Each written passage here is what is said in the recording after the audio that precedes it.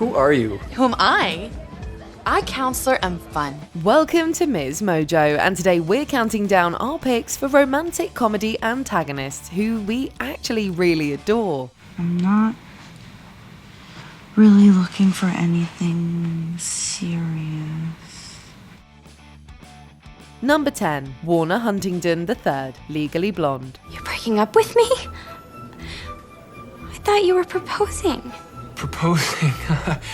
Elle, if I'm gonna be a senator, well, I need to marry a Jackie, not a Marilyn. Audiences may have wanted to literally bend and snap Warner Huntington III in half for breaking poor Elle Woods' heart. But there is actually a lot we have to thank him for. Think about it. If he had never ended things with Elle, then she never would have made it her goal to get into Harvard. Do you remember when we spent those 4 amazing hours in the hot tub after winter formal? Yeah, no. This is so much better than that! Now, we don't want to give him full credit for indirectly pushing her towards her full potential, because Miss Woods did that on her own. However, we will throw him a little appreciation for being the catalyst. I love you. Oh, Warner. I've waited so long to hear you say that.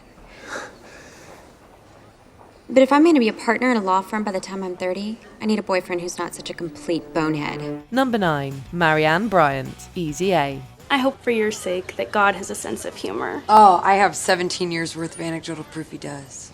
We wouldn't want to go to high school with her, but we definitely love Marann Bryant. She is in the business of saving others through faith and has some ultra-conservative views, but she's comedy gold. When it comes to classmate Olive Pendergast, she'll stop at nothing to take her down after attempting to recruit her to join her youth group. You're going to hell. Just as long as you won't be there. I can assure you, I won't.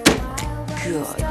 She uses lies and gossip to fuel the fire, which is obviously terrible. But when it comes to being a villain, she is a fun watch and a testament to Amanda Bynes' comedic talents. Plus, imagine watching a boring antagonist. No, thank you.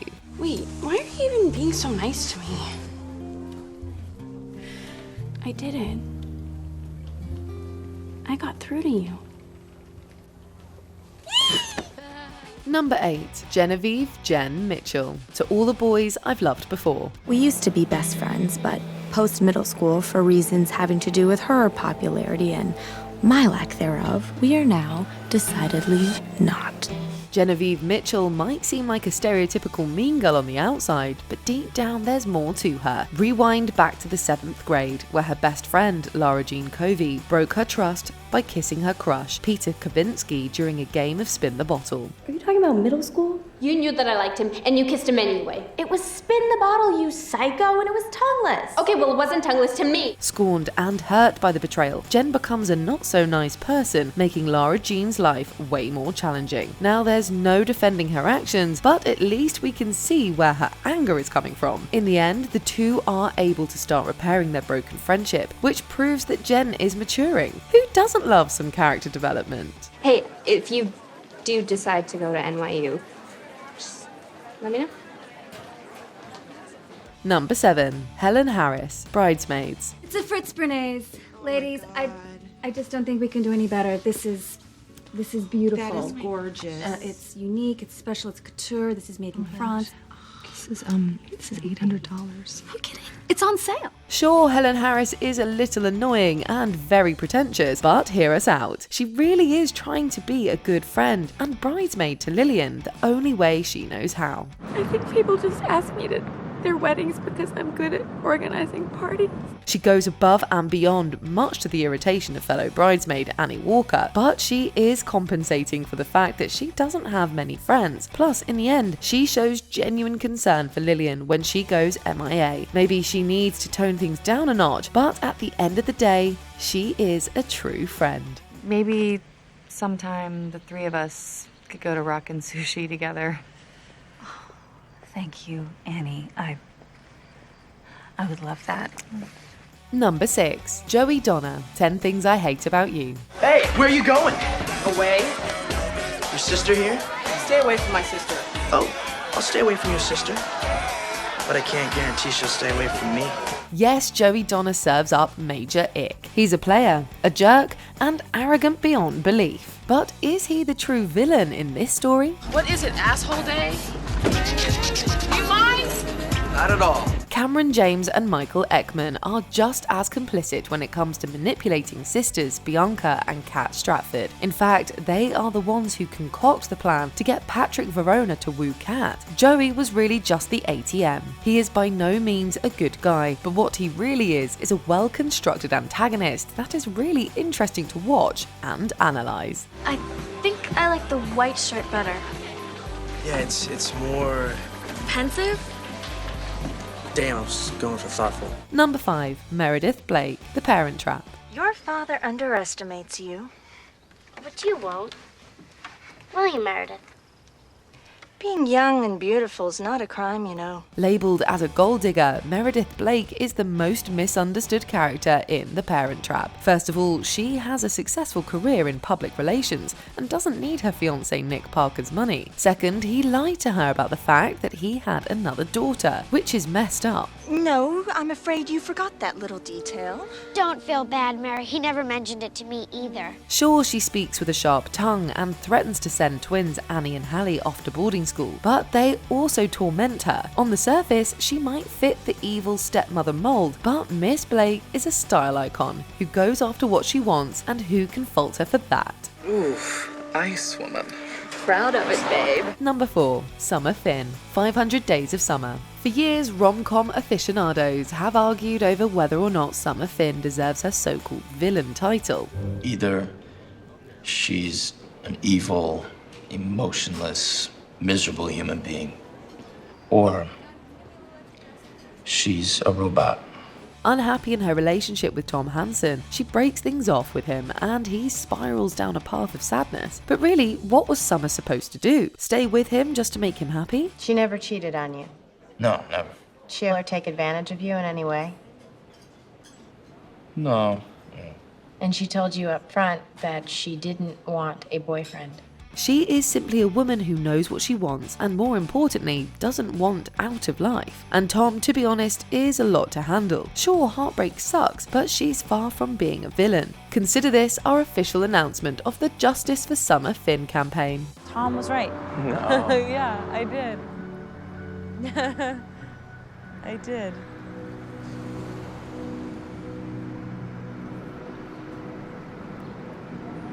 It just wasn't me that you were right about.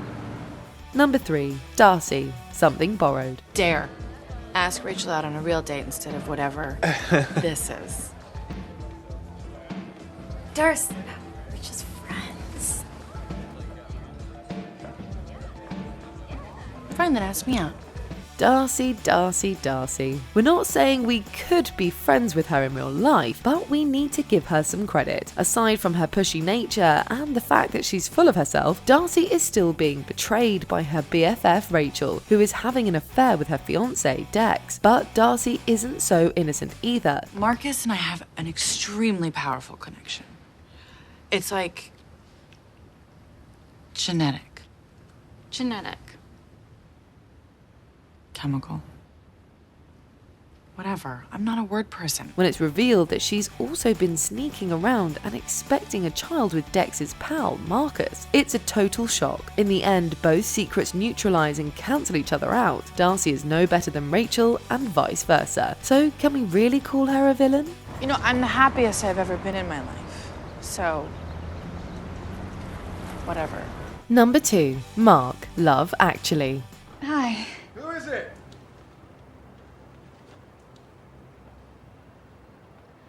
It's Carol Singers. Mark has been dragged through the mud for his grand and arguably romantic gesture that, quite frankly, is swoon-worthy. Cold towards his friend's new wife, Juliet, it's revealed that it's all an act because he's actually in love with her. You never talk to me.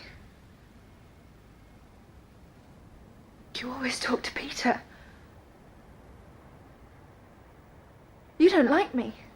On a cold winter night, he arrives at her doorstep with poster boards expressing his true feelings. It's a bold move, but it's clear that Mark is not trying to break them up. He just wants to be honest. It's closure for him, and afterwards it's apparent that he's ready to move on. We gotta hand it to him for being so brave and also giving us an iconic cinematic moment. Enough. Enough now. Before we continue, be sure to subscribe to our channel and ring the bell to get notified about our latest videos. You have the option to be notified for occasional videos or all of them. If you're on your phone, make sure you go into your settings and switch on notifications. Number 1. Viola Fields, monster-in-law. Is Viola Fields the worst mother-in-law ever, or a woman who is just fearful of change? When we first meet her, she lost her career, and now her beloved son, Kevin, is engaged to a woman named Charlie. These two big shifts in her life are enough to push her over the edge.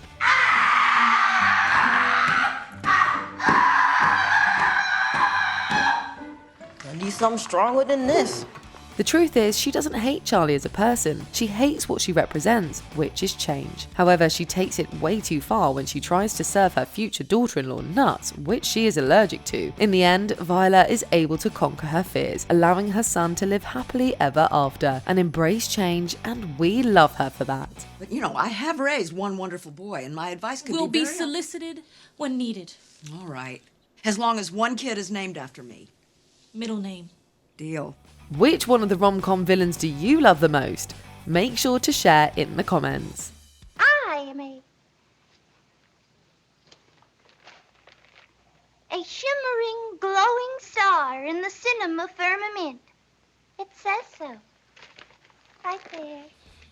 Do you agree with our picks? Check out this other recent clip from MsMojo, and be sure to subscribe and ring the bell to be notified about our latest videos.